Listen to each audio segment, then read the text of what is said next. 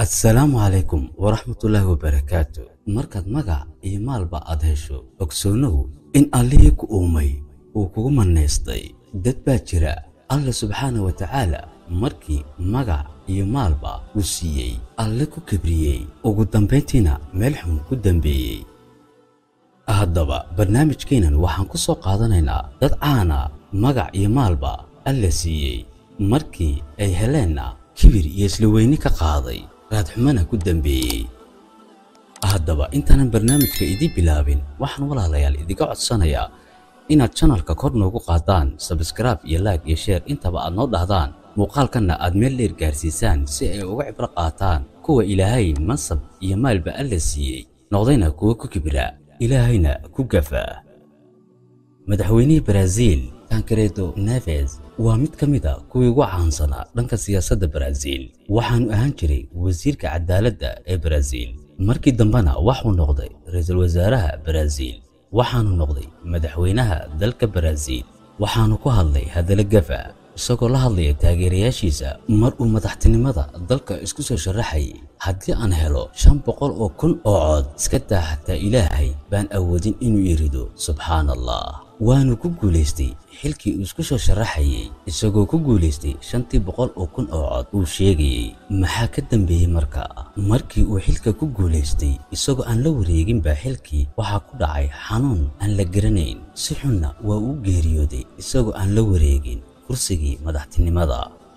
aktarada Mareykanka ee lagu magacaabo Marilyn Monroe waa xidigad caan ah oo ka tirsaneyd Hollywoodka Mareykanka kontoniyadii taasoo qurux iyo magac ba lahayd kadib maalmaha ka mid ah iyadoo xaflad joogta ayaa waxa uu yimid saxafiyiin mid ka mid ah saxafiyiinta oo muslim ah ayaa jeclaystay inuu diinta ku soo hanuuniyo waxayna ku tiri yaadeed adigu wuxuu ku yiri Ilaahay baa ii ka soo diray kadibna iyadoo jeesjeesisa ayaa waxay ku tiri anigu Ilaahay aad sheegayso uma baahni muddo yar kadib waxa la arkay iyadoo meeyda oo ku dhex baqtiday gurigeedii kadib markii baaritaan lagu sameeyay lama helin waxa sababay dhimashadeeda waxaanay u badiyeen in iyadu istishay.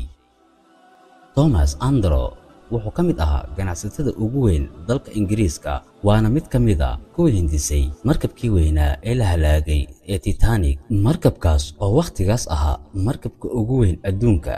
haddaba markii laga wareystay markabkan sida u weyn ayaa wuxuu ku jawaabay markabkani waa markab aad u weyn iska daa xataa Ilaahay baan awoodin inuu rido subhanallah. safarkiisii ugu horeeyay ee markabkani uu dhaqaaqo waxa uu ku dhacay buur kadibna waa uu qalibmay ilaa hadda way awoodi leeyihiin in ay soo saaraan markabkaas. ninkan Ilaahay ku gafayna waa uu ka mid ahaa kuwii ku qaraqmay markabkaas.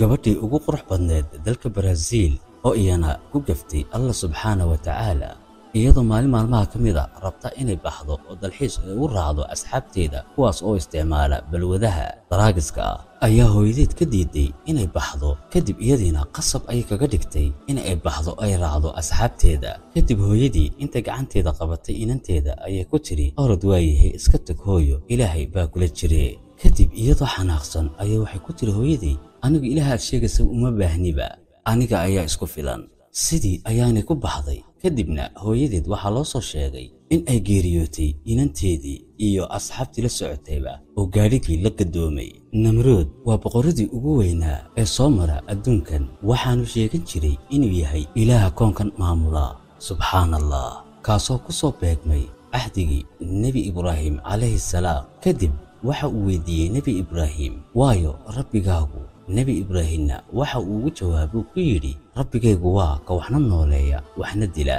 Namrud waa xanaaqay waxaanu ku yiri ana ka fiican Ilaahaaga aniguba wax waan dila waxna waan nooleeya. kadibna laba nin ayuu ka soo saaray xabsigiisa midna waa u dilay midna waa u daayay waxaanu ku yiri Ibrahim bal eeg midna waa nooleeyay midna waan dilay miyaanan ka wanaagsaneyn Ilaahaaga markaa. mar labaad ayuu weydiiyay Nabi Ibrahim alayhi salaam waxaanu ku yiri waayo Ibraahimow rabbigaagu. Nabi Ibrahimna wuxuu ku yiri rabbigaygu waa ka cadceedda ka soo saara cadceed ka soo bax bal adigu ka soo saar cadceedda cadceed ka dhac haddii aad tahay Ilaah dhaba. wax jawaaba waa uu waayay xigmadii Nabi Ibrahim alayhi salaam.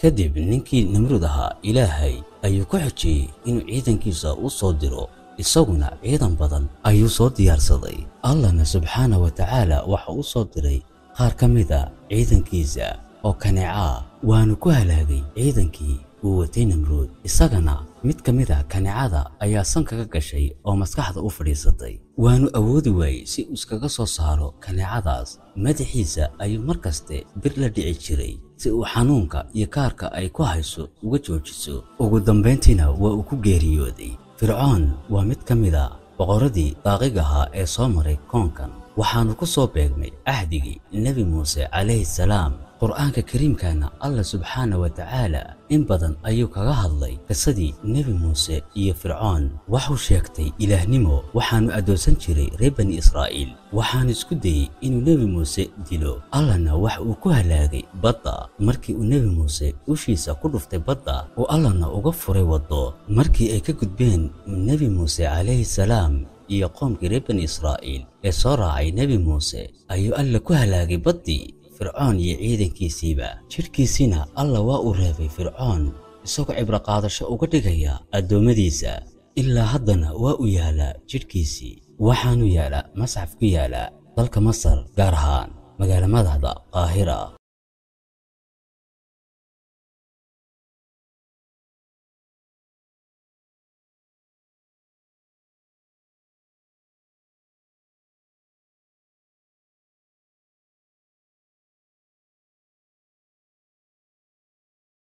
Ibrahim al-Habashi waa mid ka mid ah kuwii isbiday awood, waxaanu awood ku haystay dalka Yaban, waxaanu halkaa ka dhisay kiniisad aad u weyn.